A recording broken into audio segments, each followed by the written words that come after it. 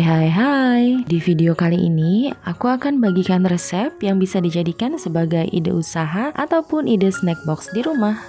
Langsung aja kita mulai. Pertama, kita siapkan 500 gram kentang yang sudah dikupas dan dicuci bersih dan siap untuk kita kukus. Kukus selama kurang lebih 5-10 menit atau kira-kira sampai kentangnya sudah lunak.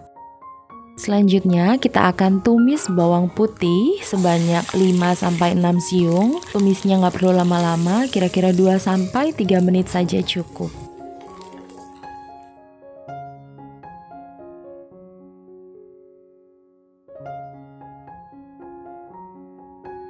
Selanjutnya kita akan hancurkan kentang yang sudah dikukus sebelumnya dan sudah berada dalam suhu ruang. Dan masukkan juga bawang putih yang telah ditumis sebelumnya. Di sini saya menghancurkan kentangnya sampai halus, tapi kalau teman-teman ingin kentangnya lebih bertekstur, cukup menghancurkan kentangnya sebentar aja ya.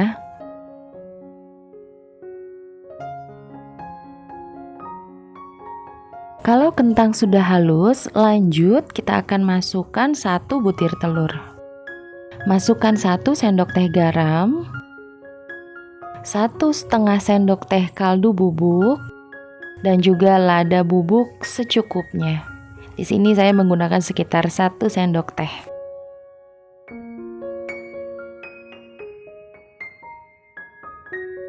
Selanjutnya kita akan aduk semua bahan secara merata.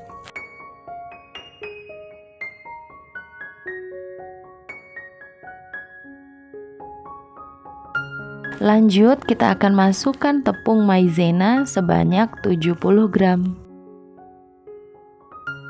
Kita aduk sebentar sampai tercampur aja. Dan selanjutnya masukkan tepung beras sebanyak 40 gram. Di sini total tepung yang saya pergunakan sekitar 110 gram. Di sini saya menambahkan bawang putih goreng yang sudah diiris tipis-tipis, tapi ini hanya opsional saja. Dan selanjutnya kita akan masukkan 4 batang daun bawang yang sudah diiris tipis-tipis sebelumnya. Lanjut kita akan aduk kembali sampai semua bahan tercampur dengan rata.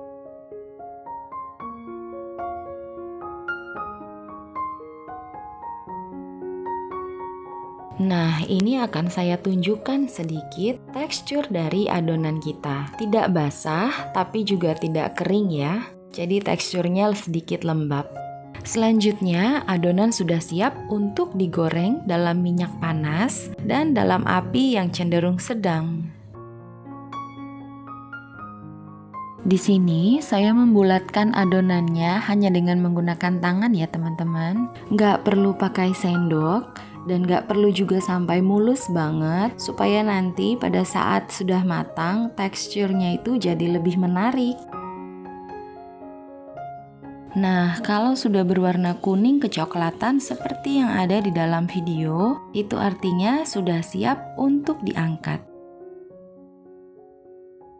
Lanjutkan lagi memasak sampai semua adonan kita habis ya.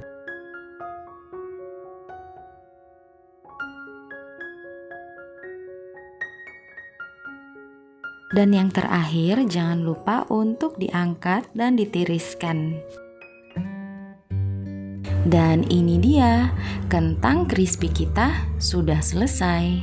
Jadi kentangnya ini tuh betul-betul crispy di luar dan lembut di dalam. Ini akan saya kasih lihat ya.